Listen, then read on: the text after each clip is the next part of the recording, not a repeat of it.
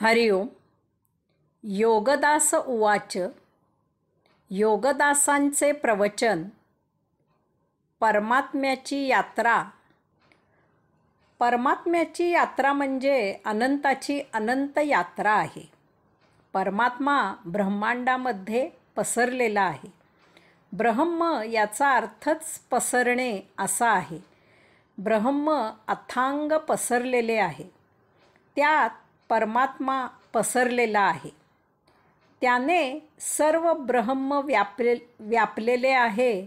ब्रह्म व्यापून तो उरला आहे. ब्रह्मही सतत पसरत आहे आणि ते ब्रह्माचे पसरणे परमात्मा सतत व्यापत आहे. की परमात्मा पसरत आहे आणि त्यामुळे ब्रह्मही सतत पसरत आहे ते त्या योगेश्वरालाच ठाऊक. ब्रह्म किती पसरलेले आहे त्याचा थांगपत्ता माहीत नाही. त्यामुळे परमात्माही किती पसरलेला आहे त्याचाही थांगपत्ता माहीत नाही. परमात्मा सतत पसरत आहे आणि त्यामुळे तो अनंत आहे आणि त्याची यात्राही अनंत काळ सुरू असणारी अनंत आहे.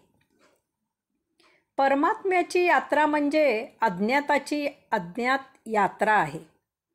परमात्मा अज्ञात आहे त्याची अनेक जणांना अनुभूती मिळालेली आहे. तरीही तो नक्की कोठे आहे आणि कसा आहे हे माहीत नाही. त्याचा ठाव ठिकाणा कोणालाही माहीत नाही. त्यामुळे त्याच्याकडे जायचा मार्गही सुनिश्चित करता येत नाही. यात्रेचे ठिकाण ठरविता येत नाही. यात्रेचा थांबा ठरविता येत नाही.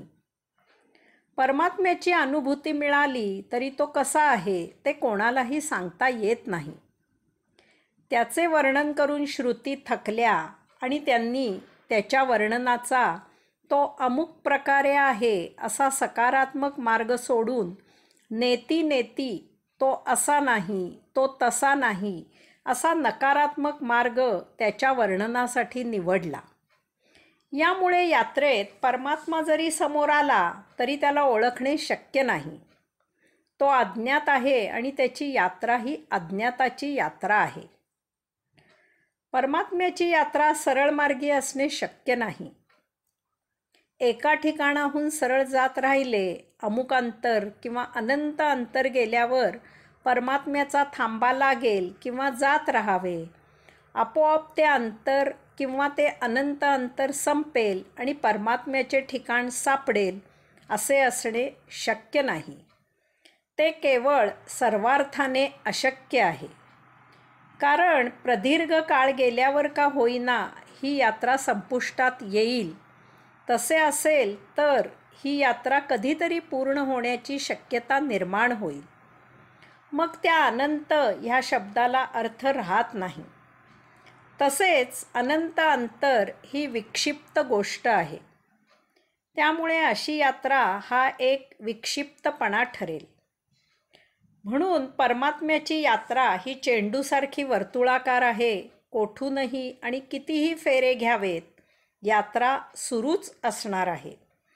ती कधीही न संपणारी यात्रा आहे. परमात्म्याला केंद्र करावे आणि यात्रेला आरंभ करावा.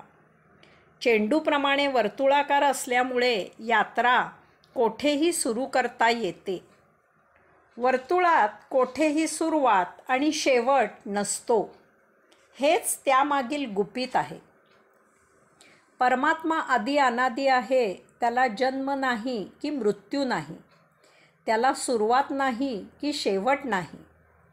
त्यामुळे परमात्म्याची यात्रा वर्तुळाकारच असली पाहिजे नव्हे, ती तशीच आहेही. शेवटचा थांबा अज्ञात आहे. त्याचा काहीही थांगपत्ता माहीत नाही. त्यामुळे या यात्रेची आणखीनच मजा आहे. शेवट माहीत असता तर यात्रेतील रहस्याची मौज घेता आली नसती. लहान मुलांना आजी मम्मम भरविते तेव्हा सांगते की चला चला लवकर जेवा, आपल्याला ठकीच्या लग्नाला जायचे आहे. तेथे मोठी गमाडी गंमत करायची आहे. चला चला लवकर पटापट घास घ्या. मुले पटापट जेवतात. आजीची ही युक्ती त्यांनाही माहीत असते की ठकीचे लग्न कधीच लागणार नाही. तसेच परमात्म्याची ही यात्रा कधीही संपणार नाही हे माहीत असूनही आपण भराभर लवकर यात्रा पूर्ण करायची गडबड करायची आहे. आपण यात्रेत भाग घ्यायचा आहे, बाकीचे वऱ्हाडी जमवायचे आहेत. परमात्म्याच्या यात्रेने 2 गोष्टी सिद्ध होतील. 1, तो असूनही कोठे आहे ते ज्ञात होत नाही, आणि 2, तो असूनही तो सतत अज्ञातच राहतो. यामुळे यात्रा करून त्याला त्याच्या अज्ञात ठिकाणात शोधायची गोडी वाढणार आहे. खेळ संपला किंवा आईने हाक मारली आणि खेळ संपवावा लागला की हिरमुसायला होते. खेळ कधी संपू नये अशीच इच्छा असते. कितीही वेळ खेळले तरी खेळ कधी संपू नये असेच वाटत असते. लपंडाव खेळताना हुशार मुलगा खेळात असूनही सापडत नाही, त्यामुळे त्याला शोधून काढताना खेळाची मजा आणखीनच जास्त येते. परमात्म्याचा खेळ न संपणारा आहे. कितीही जन्म घ्यावेत आणि त्या योगेश्वराशी लपंडाव खेळत राहावे. आहाहा, काय अवीट गोडी आहे ह्या खेळाची. यात्रा संपली, यात्रेचे अंतिम ठिकाण आले, खेळ खलास झाला. लीला, मौज, गंमत संपली. खडीसाखर चघळत असणे यात मजा आहे. खडीसाखर चावून संपविण्यात मजा नाही. यात्रा करत असणे हाच उत्सव आहे आणि उत्सवात मौज आहे. परमात्मा लपला आहे आणि तो कधी सापडेल यात हुरहुर आहे. मिलनापेक्षा वाट पाहण्यातच मजा आहे. नाट्य आहे, रहस्य आहे. साखरपुडा होऊन लग्नाची वाट पाहण्यात गंमत आहे. लग्न झाले की गंमत संपली, सुखांत झाला. जे अगोदरच उपलब्ध असून सापडले आहे त्याची मोड तोड जोड करणे आणि नवीन वस्तू तयार करणे या निर्मितीत मौज नाही. ही भौतिक बुद्धी झाली. वास्तवात ही निर्मिती नाहीच, यात आव्हान नाही. परंतु जे उपलब्ध असूनही सापडत नाही त्याला शोधण्यातच आव्हान आहे. साधना उपासना करत असणे यात आध्यात्मिक समाधान आहे. समाधी लावत असणे यात आध्यात्मिक समाधान आहे. नाटक सिनेमा पाहत असण्यात गंमत आहे. पुस्तक वाचत असण्यात आनंद आहे. चित्र काढत असण्यात लीला आहे.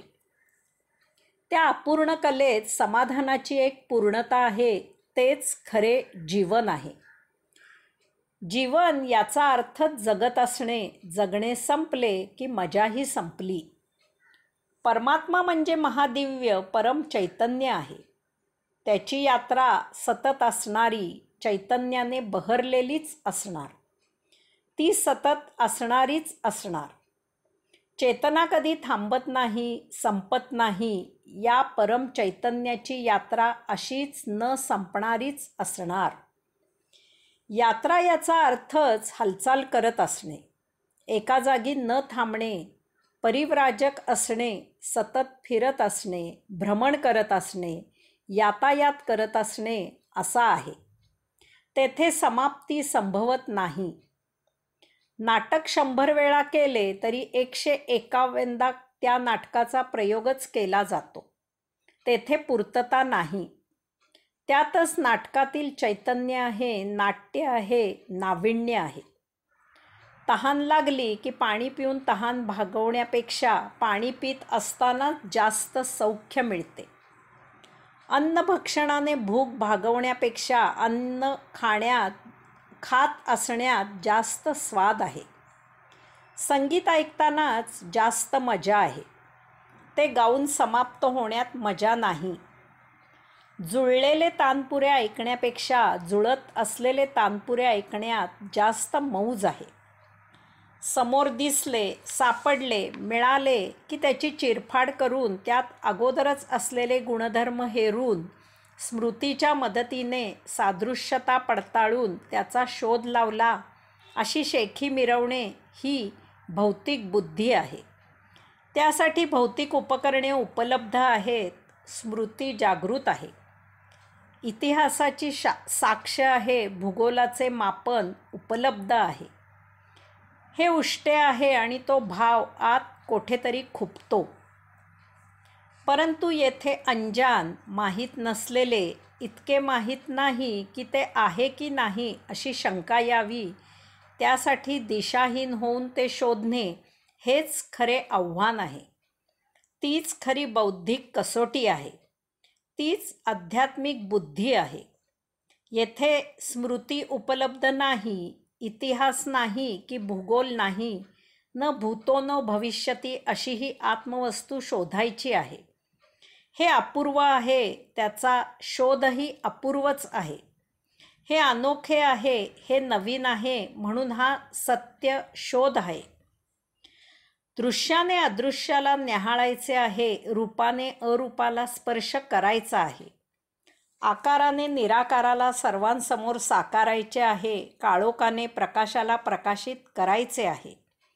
लेपाने निर्लेपाला रंगीत करायचे आहे. शब्दाने शब्दातीताला शब्दबद्ध करायचे आहे.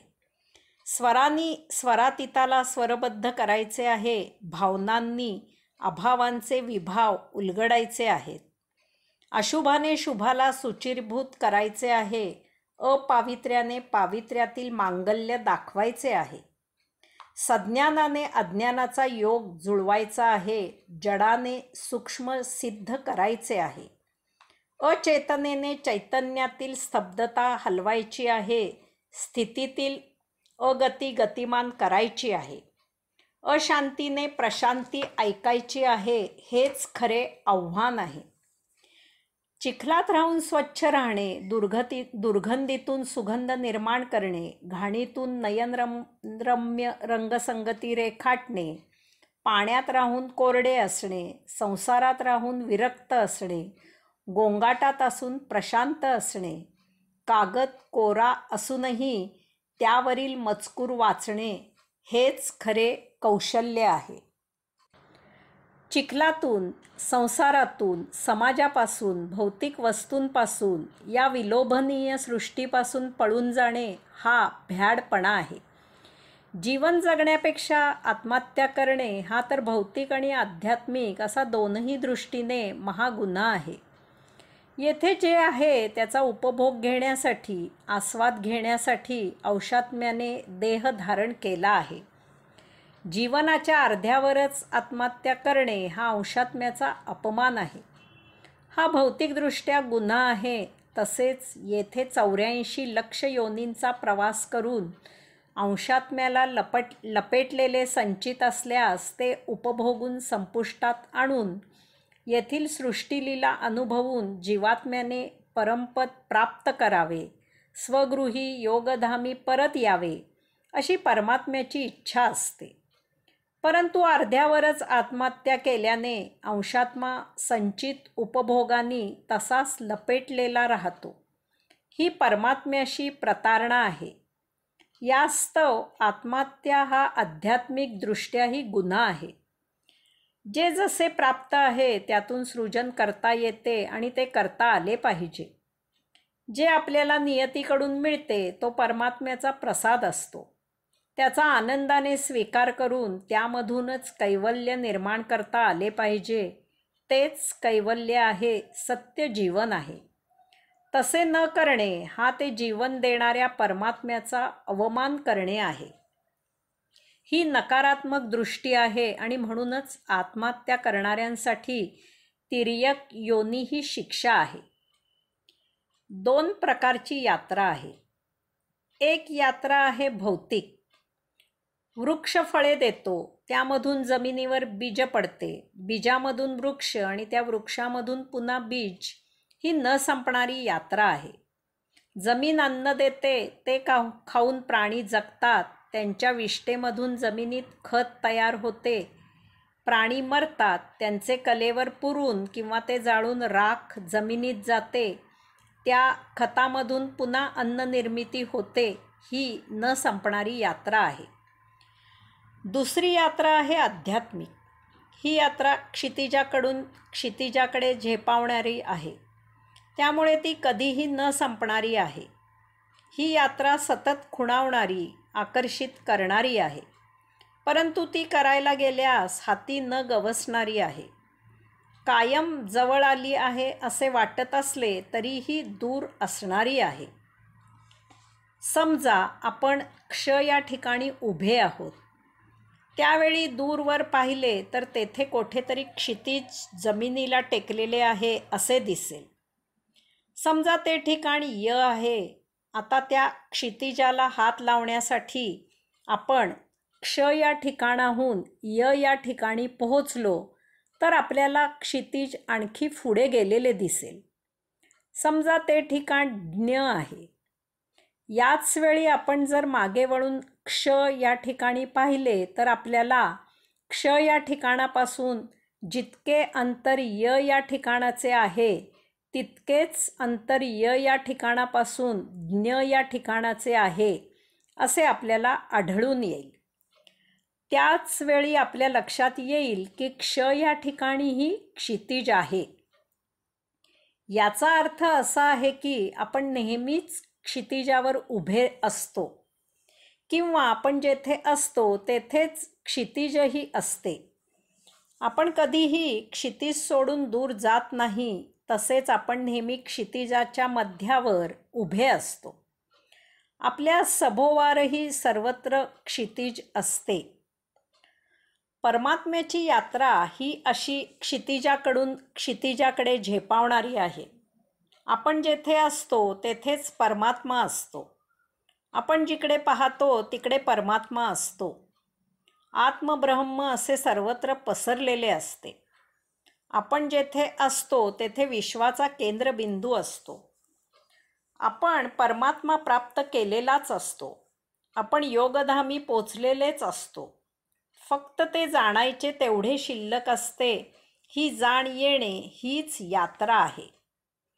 आपण जेथे असतो तेथे परमात्मा शोधायला आपण जरा जरी हालचाल केली तरी तत्क्षणी आपल्याबरोबर परमात्म्याचेही ठिकाण बदलते आणि त्याचबरोबर क्षितिजाचाही परीघ हलतो आणि बदलतो आणि त्याचबरोबर आपल्यासाठी विश्वाचा केंद्रबिंदूही हलतो आणि बदलतो.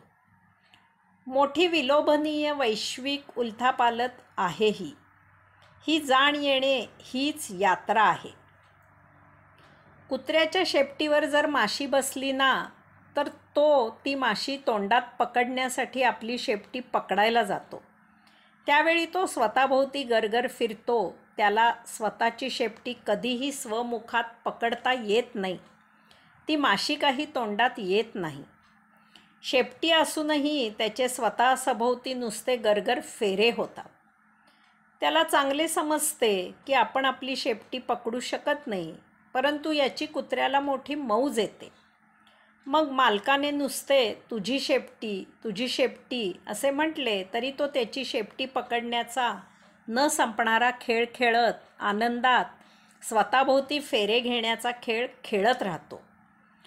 आपण जर स्वतःची सावली ओलांडायला गेलो तर ते कधीही शक्य होत नाही. कारण ती सावली ओलांडायला आपण हालचाल केली की आपल्या सावलीचीही हालचाल होते, तिचेही ठिकाण बदलते. आपण नुसत्याच उड्या मारत राहतो. आपल्यासह आपली सावलीही उड्या मारत राहते. स्वतःची सावली ओलांडणे हा न संपणारा खेळ आहे, परंतु यातही आनंद आहे.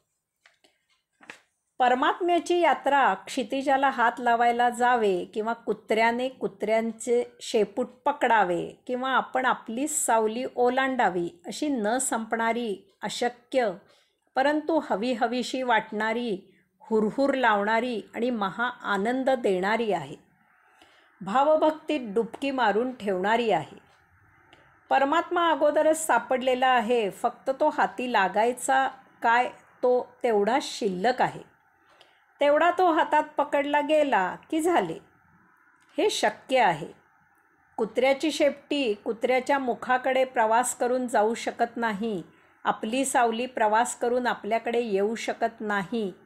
परंतु परमात्मा यात्रेत भेटण्याची दाट शक्यता आहे. यास्तव आपण यात्रेकरू राहून त्याची यात्रा करत असावे. आपण जरी त्याच्यापर्यंत पोहोचणे शक्य नसले, आपल्याला तो जरी सापडत नसला तरी तो आपल्याकडे येऊ शकतो. त्यानेच आपल्याला वाटेत येऊन भेटावे हे शक्य आहे. परमात्मा अदृश्य आहे, परंतु आपण दृश्य आहोत. परमात्मा अरूप आहे, परंतु आपण रूपवान आहोत. परमात्मा निराकार आहे, परंतु आपल्याला आकार आहे. त्यामुळे यात्रा करताना जरी आपण परमात्म्याला पाहू शकत नसलो तरी परमात्मा आपल्याला पाहू शकतो. आपल्याला परमात्म्याचे ठिकाण माहीत नाही तरी परमात्म्याला आपले ठिकाण माहीत आहे. परमात्म्याकडे जायची वाट आपल्याला ज्ञात नाही तरी परमात्म्याला आपल्याकडे येण्याचा मार्ग ज्ञात आहे. यास्तव आपण परमात्म्याकडे जाण्यासाठी पावले उचलायची आहेत. आपण त्याला भेटण्याचे प्रस्थान ठेवायचे आहे.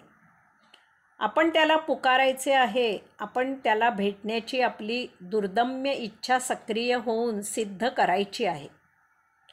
आपल्याला वाट माहीत नाही तरीही जसे जमेल तसे, जसे सुचेल तसे, जसे रुचेल तसे, जशी वाट दिसेल तसे त्याच्याकडे मार्ग आक्रमायला सुरुवात करायची आहे. आपली वाट चुकली नव्हे, ती चुकणारच आहे, ती चुकीचीच आहे, तरीही ती वाट आपण आनंदाने चालत असायचे आहे. कारण परमात्म्यासाठी आपण त्याची लेकरे आहोत. आपण चुकायचे नाही तर कोणी चुकायचे? परमात्मा का कधी चुकतो? आपण चुकल्यावर आपल्याला दुरुस्त करायची जबाबदारी त्याची आहे. त्याने आपल्याला योग्य वाट दाखवावी किंवा स्वतःची वाट बदलून आपल्या मार्गावर येऊन आपल्याला भेटावे, ती जबाबदारी त्याची आहे. वाट चालत असणे हे आपले कर्तव्य आहे. ते आपण भावभक्तीने करत असायचे आहे. वारकऱ्यांना या आधुनिक युगाची चांगली माहिती आहे. त्यांनाही चांगलेच समजते की गाडीने गेल्यास पंढरपूर चटकन विनाकष्ट पोहोचता येते. परंतु तरीही ते कित्येक दिवस चालत चालत ऊन, पाऊस, वारा याची क्षिती न बाळगता तहान भूक विसरून पायी पंढरपुराला जातात. याचे एक कारण म्हणजे संत संग. यात्रेत संतांची सोबत असते. दुसरे कारण म्हणजे वाटेत भजन करत विठ्ठलाच्या नामाचा गजर करत करत जाता येते. तिसरे कारण म्हणजे महद्भाग्य असे की यात्रेत प्रत्यक्ष पांडुरंग यात्रा करत यात्रेकरूंच्या सोबत बरोबर असतो. पांडुरंगाच्या नामगजरात, पांडुरंगाच्या भजनात, पांडुरंगाच्या प्रत्यक्ष सहवासात पांडुरंगाचीच पांडुरंगाकडे यात्रा करण्यात परमानंद आहे. याची तुलना कशाशीही होऊ शकत नाही. हे अहोभाग्य आहे. भगवान होण्यापेक्षा भक्त होऊन भक्ती जगण्यात आनंद आहे. हलवाई होण्यापेक्षा हलवायाची मैत्री असणे आणि त्याच्याकडे पाहुणे होऊन जाणे हे जास्त भाग्याचे असते. गोकुळाष्टमीत कृष्ण होऊन एक पाय वाकडा करून अर्धी मुरली धरून गोपगोपीत उभे राहण्यापेक्षा गोपगोपीहून गाणी गात टिपऱ्या खेळण्यात जास्त मौज आहे. वासुदेव होण्यापेक्षा त्याचा सहवासी होण्यात महा आनंद आहे. पांडुरंगाच्या सानिध्यात पांडुरंगाची यात्रा करण्यात महा आनंद आहे. एकदा नारद मुनींनी भगवंत श्रींना विचारले की देवा, जर तातडीने तुला भेटायचे झाले तर असे कोणते ठिकाण आहे की तू तेथे नक्की भेटशील? भगवंत श्रींनी सत्वर उत्तर दिले की नारदा, जेथे माझ्या नामाचा गजर सुरू असतो, जेथे माझे कीर्तन भजन सुरू असते, जेथे वैष्णवांचा मेळा भरलेला असतो, तेथे श्रोत्यांमध्ये मी असतो. मला नक्की शोधावा असे या विश्वात सत्संग, संत समागम हेच एकमेव ठिकाण आहे. जीवन ही परमात्म्याकडून परमात्म्याकडे घेऊन जाणारी यात्रा आहे. यात्रा स्वानंदासाठी, परमानंदासाठी, नित्यानंदासाठी, कैवल्यानंदासाठी करायची आहे. अशी यात्रा करत असणे हेच जीवन आहे. ही अहेतुक यात्रा आहे. हेतू ठेवला की आनंद लुप्त होतो. हेतू ठेवला की सुखदुःख हा भौतिक खेळ सुरू होतो. त्याचे भोग संचित होतात आणि जन्ममरणाचे जीवनाचे फेरे सुरू होतात आणि होत राहतात. जीवन देहभावात अडकते. जीवन अमुक्तावस्थेत जगावे लागते. ते जगले जात नाही. भोगमायेत जगणे हे जीवन जगणे नाही. ते उपभोगांच्या छायेत गुरफटते आणि मुक्त जीव बद्ध होतो. स्वातंत्र्य, मुक्ती हा तर जीवाचा परम स्वभाव आहे. ती प्रत्येक जीवाची जन्मजात तहान आहे. तो जीवाचा परम हक्क आहे. तेच सत्य जीवन आहे. या मुक्तीसाठीच परमात्म्याची यात्रा करत असायचे आहे. यात्रा असे म्हटले की यातायात, कष्ट, त्रास, हालअपेष्टा, दुःख हे ओघानेच आले. अडचणी असणारच आहेत आणि त्या गृहीत धरूनच वाटचाल करायची आहे. यात्रेच्या वाटेवर भौतिक वस्तू जगताच्या उपभोगांचे डोंगर आहेत. लोभ प्रलोभनांची सरोवरे आहेत. कामना वासनांचे ताटवे सदा फुललेले आहेत. यात्रा करताना ते डोंगर, ती सरोवरे, ते ताटवे अहर्निश खुणावून आकर्षित करत असणार आहेत. लोभ प्रलोभने दाखविणार आहेत. जग द्वंद्वावर चालते. तपश्चर्या करायला बसले की तपोभंगाची व्यवस्था होणार हे गृहीतच आहे. परंतु ही परमात्म्याची यात्रा आहे. यात्रा हरिनामाच्या गजरात सुरू ठेवायची आहे. हरिनामाच्या गजरात ही विघ्ने कोठल्या कोठे विरून जातील. काट्यांची फुले होतील. डोंगरात पायवाटा तयार होतील. लोभ प्रलोभने पायी घुंगरू बांधून वैष्णवांच्या भजनाच्या तालावर नृत्य करू लागतील. कामना वासना हाती टाळ घेऊन मृदुंगाला साथ देऊ लागतील.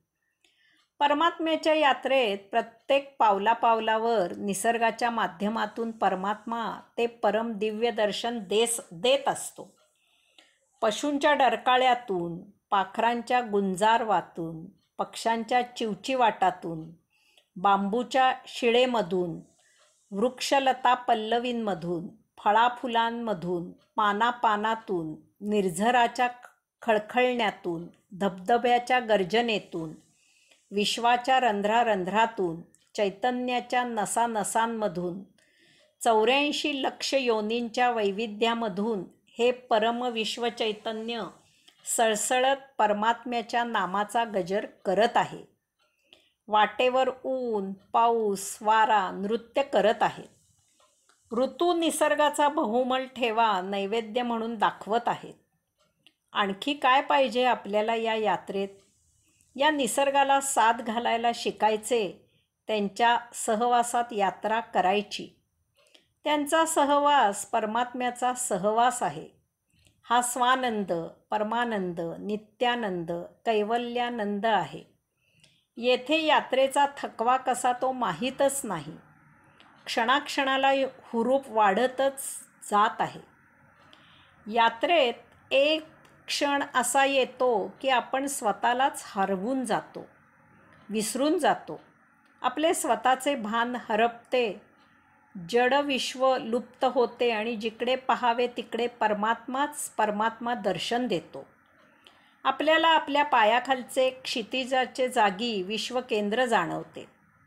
दूरवर क्षितिजावर मायेची लीला सुरू असते. दिव्य ऊर्जा प्रज्वलित होते. स्वतःची सावली ओलांडायची आवश्यकता उरत नाही, कारण ती सावली त्या ऊर्जेत विलीन होते आणि आपल्याला परमात्मा म्हणतो, सापडलास की नाही? लपून लपून कोठे लपशील? पकडला की नाही? जणू काही इतके जन्म आपण लपलो होतो आणि तो आपल्याला शोधत होता. आपण त्याला शोधत होतो हा भास होता. साक्षात्कार होतो की आपणच परमात्मा आहोत. आपल्याला वाटते की चला यात्रा संपली, परंतु आपली स्मृती, बुद्धी लोप पावते आणि तेथे प्रज्ञा उदित होते. आता सत्यार्थाने देहधारणेचा अर्थ उमजतो. आपण साक्षी होऊन सृष्टीलीला अनुभवू लागतो. आता तर यात्रा सुरू झाली.